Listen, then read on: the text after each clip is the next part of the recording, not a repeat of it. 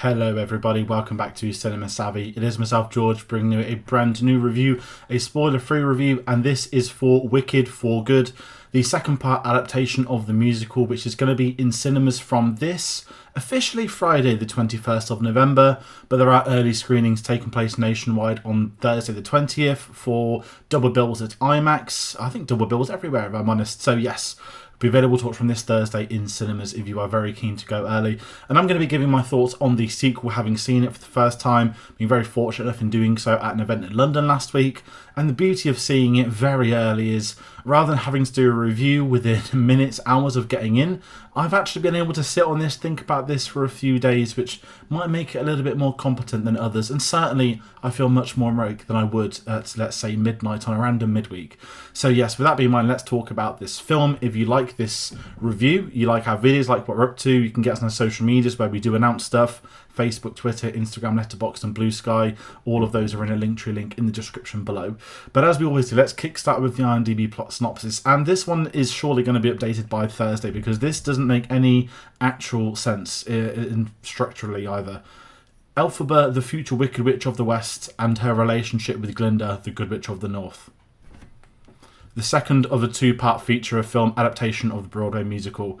That's not a real synopsis. It doesn't even say anything other than the fact it just says Elphaba and her relationship with Glinda. That's not a story, that's not a plot, that's not a synopsis. But if you've seen part one, you don't really need me to elaborate on what the story is. If you've seen the musical, you certainly don't. If you've read the book, or you've read the older Oz stuff, or maybe you've just seen The Wizard of Oz, I'm keeping this one spoiler-free. But if you are curious, you want my thoughts heading into this film, it's quite basic, if I'm honest. I've not read any of the Wizard of Oz books. I've not read the 90s book that was turned into the musical. I've not seen the musical that was turned into a two-part feature film. But I have seen part one. I saw it at the cinema on release weekend last year. And then I rewatched it before the screening of this the day before, so it's still fresh in my mind. I very much liked part one. I was surprised I liked part one, if I'm going to be totally honest. That's why I wanted to cover it a little bit more for part two. Whilst I don't have the knowledge of The Wizard of Oz in that respect, obviously I've seen it, grew up with it, I saw it again after each Wicked film, but I don't have the knowledge of the lore of that universe. I've not seen the other films they've done, and obviously I've not seen the musical, so I'm quite alien to this. It hasn't been the top of my hype list like it has for so many people, and it's great that that is so exciting for so many people, because one thing I will say about going to see this film, and certainly on this viewing, certainly part one last year, this felt like a real event film back at cinemas. And on this channel, we've always encouraged the cinema experience. For anyone's curiosity's sake, we're watching this at the Odeon in Leicester Square. So you've got Dolby Audio, is it Atmos? Maybe, but it's not in IMAX format. So I've not seen it in IMAX. I don't know if any of this was filmed in IMAX. But it's safe to say on Wednesday, this felt like a huge occasion. There were drag queens there were photo ops there were lots of people dressed up as pink, lots of people dressed up in green. I went to support Jeff Goldblum himself, so I rocked up in all black wearing a Jurassic Park top, as I absolutely would and should. So it felt nice to be going into this big event film. And I feel that's what we've missed in cinema in recent years. So it's great that musical theatre has an audience and a crowd for this, also being the fact that Wizard of Oz is one of the most famous and important films ever made. So that being said, my thoughts watching the film, my initial thoughts of this film, I enjoyed this. I thought this was a good film. I might go and see it again, if I'm totally honest. And whilst I'm keeping it spoiler-free on this, we will get into the nitty-gritty on the spoiler discussion later on this week. But there are certainly things that maybe won't work for some that will for others, vice versa. But from my own experience, I would say this is on par with part one. And it's really tricky to talk about a part one and a part two. This is so different to Harry Potter. This is so different to like Pirates 2 and 3. If you think of those back-to-back filmed part one to part two's cliffhangers, this is obviously built as a musical. So I know, for instance, that the musical part one, I don't know what you call it, the intermission, is exactly how part one ended. So structurally, it's already been there to be crafted, to be cut in half, whereas Harry Potter obviously went a different way. It had to alienate certain things to make things work in the second part. So I thought this flowed very well. The runtime's 2 hours 10, so it's a little bit shorter than part one. But I think overall it functions as a two-part story. It functions as something you could watch back to back. It doesn't feel like we're thrown in the deep end in part two. Obviously, they assume you've watched part one, so I can't fault the structure or what goes on with that. And the one thing I also loved with this is the direction. There is a consistency to this, and John M. Chu, I thought, did a superb job on the opening scene with the opening number. I once again was sort of sat there. You've got hundreds of extras, singers, dancers, costumes, sets, production designs, all these wonderful things that are going to help aid the film so well. And that added to the event experience. It felt like whoever was crafting this, who was directing this or choreographing this, they have absolutely done the absolute best they can. They've utilised what they've been given, and full credit to Universal for propping up the budget to do this as well. I thought that was so essential for this film, and I think the direction was very good in this. I think, again, there's consistencies with part one and part two, as there should be, filming it back to back, keeping the same creative teams on board. So I can't fault the direction too much. Certainly I would say part two felt a little bit darker, and as someone that only really knows The Wizard of Oz, I knew a couple of things that had to happen in this, which I loved. I really enjoyed them when we got round to them, and I think that made me a little bit more excited for part two. When I watched part one, I did not know fates of characters. In the year that's followed, I found out pretty much everything just through various group chats, not being able to avoid it, so I can't really complain respectively that way.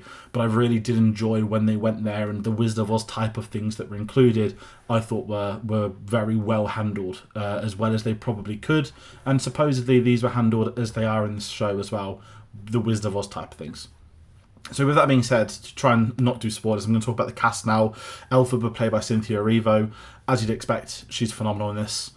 She has the best musical number in this film. I'm going to say it straight away. Most people will say she did in part one too.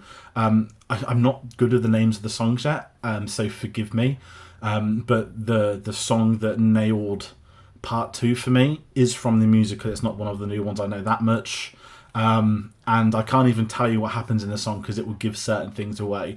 But it's one of the latter songs of the film, I shall say. I just thought at that moment I was just completely zoned in.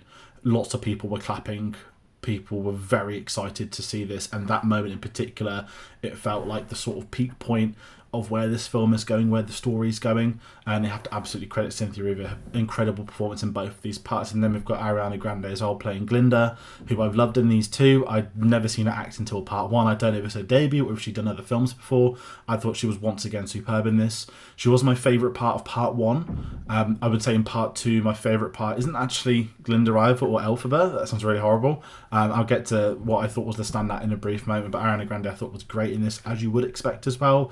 Again, we're following on from part one into part two, but the standout for me of part two of this one in particular is Jonathan Bailey. I thought he was amazing as Fiyero. We were able to see him developed much more than in part one.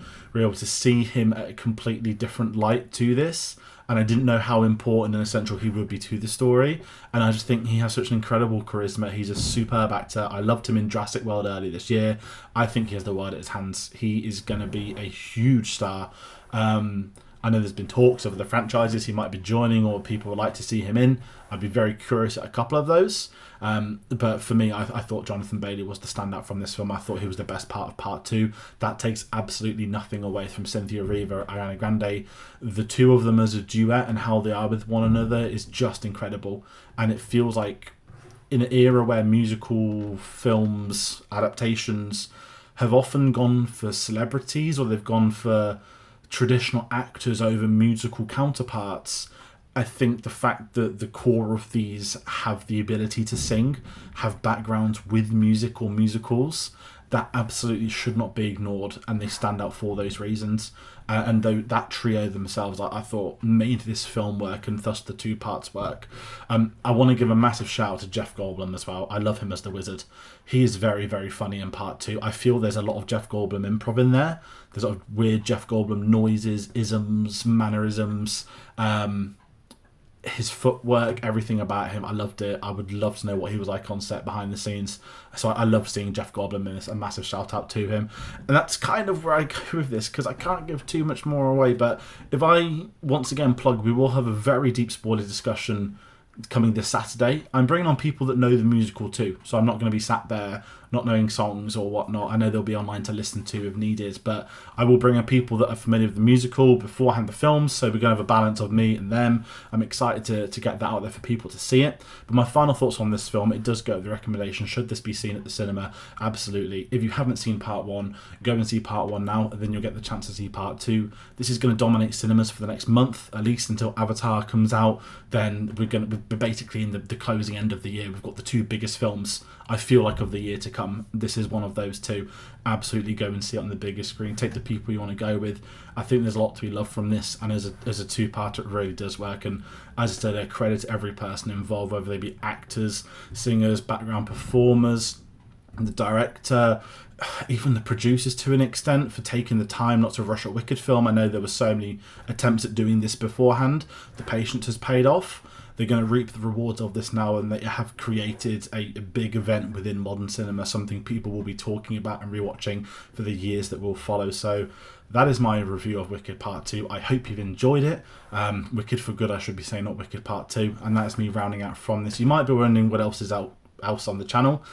Wicked's been the big one for this week. We're starting the Toy Story not Toy Story retrospective. We're starting the Pixar retrospective next Tuesday with a review on Toy Story. That's celebrating its 30th anniversary this week. There's an announcement video for anyone on the channel curious for that. But that is me rounding out as I start to stutter and change my words and feel tired. This has been a lovely little talk. I'm glad I'm not too tired compared to midweek. So that is me rounding out. Thank you all so much for watching. Take care, and I'll see you on the next one.